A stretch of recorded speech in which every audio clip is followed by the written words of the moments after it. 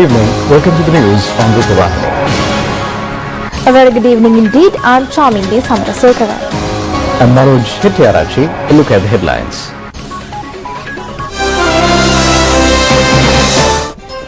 Parts of human bones have been recovered along with the debris of the Lion Air plane that crashed into the Iranian Sea following a tiger attack in 1998.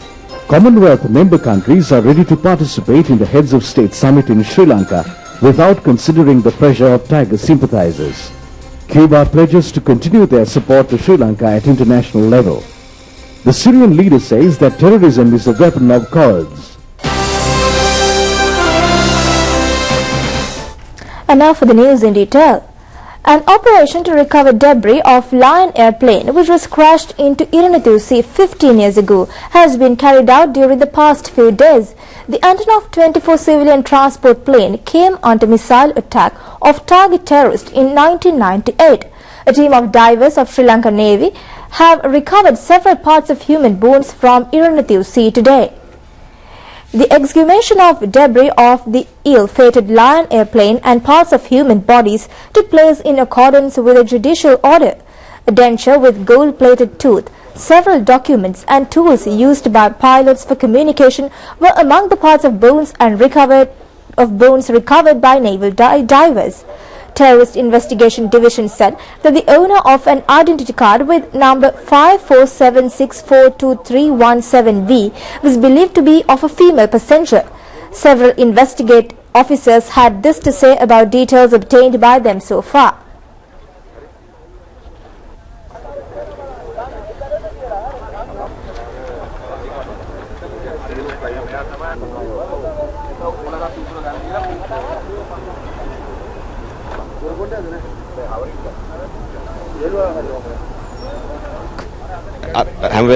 Judicial medical specialist Dr. P.T. Dasanayaka said that a report from them is accepted by the judiciary as they were involved in the retrieval process.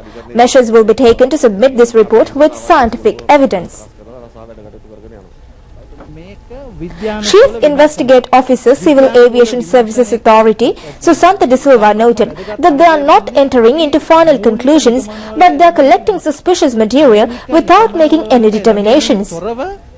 සැකකටයුතු සියලුම දේවල් වාර්තා කර ගැනීම තමයි අපි අද මෙතෙන්දි කරන්නේ. ශ්‍රී ලංකාවේ Captain Jayantha Gamage, Diving Division of the Sri Lankan Navy, pointed out that Sri Lankan Navy has an efficient team of divers and they are carrying out their activities with great understanding. President Mahinda Rajapaksa inquired into the welfare of the leading educationist, Mr. R.I.T. Allas, who is receiving treatment at a private hospital. Mr. R.I.T. Allas, who is the father of parliamentarian Tiran Allas, served as the Secretary of the State Ministry of Education from 1989 to 1993. He is the founder principal of D.S. Senanayake College, Colombo. He was committed for the improvement of the school for 25 years. He also served at Royal College, Colombo as a deputy principal. The President visited the private hospital in Colombo and extended his wishes for the speedy recovery of Mr. Allas, who is ailing for some time. With the Commonwealth Heads of State Summit is nearing its ceremonial opening in Sri Lanka, groups of tiger sympathizers, non-governmental and Western human rights organization activists have engaged in an unsuccessful attempt to bring disrepute to the island nation. However, all heads of states of Commonwealth member countries except Canada have expressed their willingness to attend the summit in Sri Lanka. The Amnesty International is engaged in a comprehensive propaganda campaign against Sri Lanka, forcing the authorities to shift the venue of the summit to another place. Many persons have expressed their dismay and displeasure on the action taken by this institution to level false allegations against Sri Lanka, as this institution is following a silent policy on war crimes committed by powerful countries in the world in Afghanistan, Libya and Iraq. Committee to Protect Journalists, the CPJ, with its base in the United States, is also engaged in an attempt to tarnish the image of Sri Lanka. However, Commonwealth member countries have reiterated that they extended their fullest support to the summit to be held in Sri Lanka. Several heads of states, including British Prime Minister David Cameron, New Zealand Prime Minister John Key and Australian Premier Julia Gillard are expected to attend the upcoming summit. Under this setup, groups which try to disrupt the summit are facing severe setback. New Zealand says that it will participate in the Commonwealth Heads of State Summit to be held in Sri Lanka. Several heads of states of Commonwealth countries, including the United Kingdom and Australia, have confirmed their participation in the summit. Prime Minister John Key has informed that Queen of New Zealand or her representative will definitely attend the summit. Groups of Tiger sympathizers exert pressure on heads of states of Commonwealth member countries, including Britain and Australia, to boycott the Commonwealth Summit in Sri Lanka. However, British Prime Minister David Cameron has also confirmed his participation in the upcoming summit. Australia says that it has no intention to boycott the summit to be held in Sri Lanka. The 23rd Commonwealth Heads of State Summit will be held in Colombo from the 15th to the 17th of November this year as scheduled. Cuba pledges to continue its support to Sri Lanka at international level. No country should intervene to internal affairs of another country. Cuba reiterates that it will never condone such interferences. This was stated by acting Cuban ambassador in Sri Lanka, Indira Lopez Urgils, at a media conference held in Colombo recently. It's a practice of the imperial powers when the governments that they wanted to have relations and those interested of their place are not fulfilled, they interferes and pressures the government. So that is why we, the Cubans, support the Sri Lanka's government in the political arena, because we are against the interference in internal affairs, we are against the punishment and coercive measures against terrorist country, and we are against the use of the forces against any government. So that is why we respect the right of the self-determination of all the governments. We consider that this right is unequal for all the states in the world, and that's why we support the Sri Lanka's government in the political arena, and we also offer collaboration in the way that we could. The Health Ministry takes measures to control the spread of new influenza disease in the island. It could be cured by identifying the disease at an early stage. Health authorities request the people to admit patients to a government hospital if they have symptoms of influenza. The new influenza virus enters into the body through the respiratory system. Symptoms of the disease are cough, high fever, headache, cold, difficulty in breathing and body aches. Doctors point out that if these symptoms continue for 2 days, then it is the first stage of the infection of influenza. The Director General of Health Services, Dr. Palitha Mahipala, says that babies of less than 2 years of age, pregnant mothers, elders over 60 years are susceptible to the virus.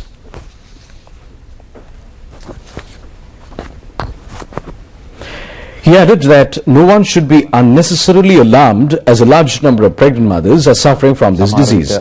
It is essential to take necessary treatment from a hospital as soon as possible if anyone has symptoms of the disease.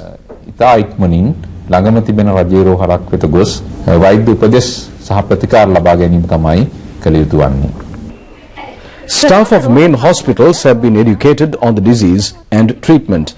They have been provided with training and necessary equipment. Stipulated drugs have been issued to hospitals. The Medical Research Institute is kept open for 24 hours for diagnosis of the disease. Dr. Palitha Mahipala says that the assistance to the people is essential to prevent the spread of the virus. He said that people should avoid crowded places.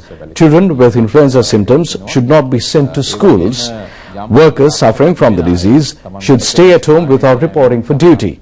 This will help to prevent the spread of the disease, he said. Former Foreign Minister Rohitha Bogolagama says that the United States' decision to establish a military camp in Maldives is a threat for regional reconciliation. Making a special statement to Rupavahini, Mr. Bogolagama said that a balanced dialogue at a regional level on this issue should be carried out. The United States is in the process of establishing their military camps worldwide. They have set up such camps in Japan, South Korea, Australia and Singapore, exerting unnecessary influence for these countries. Former Minister Lagama reiterated that the exerting pressure on South Asia by a country like United States cannot be condoned. Problems in the region should be solved within the region. South Asian countries should act in accordance with SAARC Accord.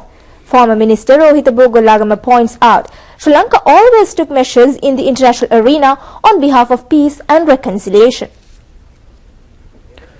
US President Barack Obama underlined the importance of security in creating a strong economy while addressing regional business leaders at a summit in Costa Rica.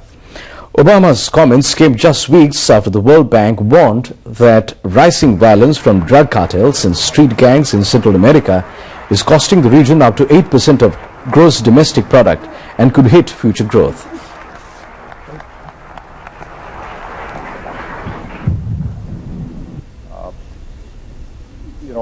I've been interviewed several times during the course of my travels. Security is important. It's very hard to create a strong economy when people are personally feeling insecure. There's been a lot of emphasis on immigration, and I understand why that is. Obviously, it's of great importance to this region and to the United States. Thank you. Minister Rajith Senaratne says the problems of Indian ocean fisheries industry will be solved through discussions with countries in the region. He has pledged to get the release of Sri Lankan fisherman who is in the Indian custody as soon as possible. There is a high demand in European Union for Sri Lankan fish products. The European Union is focusing attention on as to whether fisheries activities are being carried out in accordance with international rules and regulations. Carrying out the fisheries industry against such rules and regulations will become an obstacle for the country's fish exports. The government has decided to take stern action against fishermen catching fish illegally in international sea. A fine of 1.5 million rupees will be imposed on those who violate these regulations. Minister Rajith Senaratne said that 2-year imprisonment could be imposed if they fail to pay the fine. Their fishing trawlers will be confiscated and the license of the main sailor will be cancelled, he said. The funeral of the leader of the Sri Lanka Mahajana Party, the late Ranjit Navaratne, took place at Maligapitiya Stadium in Kurunegala this evening. President Mahinda Rajapaksa paid his last respects to the late leader, visiting the stadium today. 65-year-old Ranjit Navaratne passed away recently. He entered the political arena from the Sri Lanka Freedom Party in the latter part of 1970. He was instrumental in founding the Sri Lanka Mahajana Party along with the late Vijay Kumaratunga in 1984. He was the first opposition leader of the North Western Provincial Council.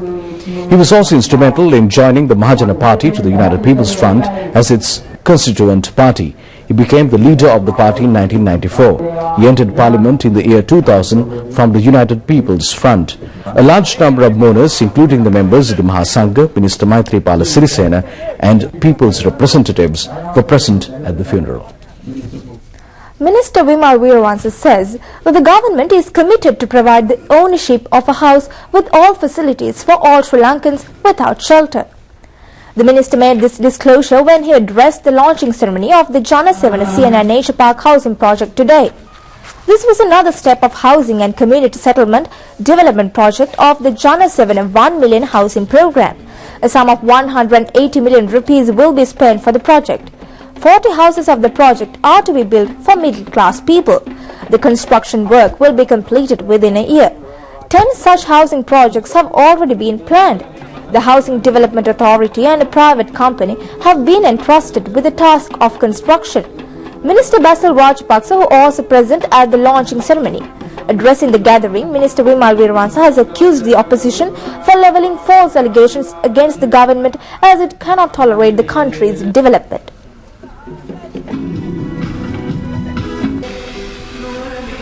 Syrian President Bashar al-Assad made a rare TV appearance calling on people to live as much of a normal life as possible.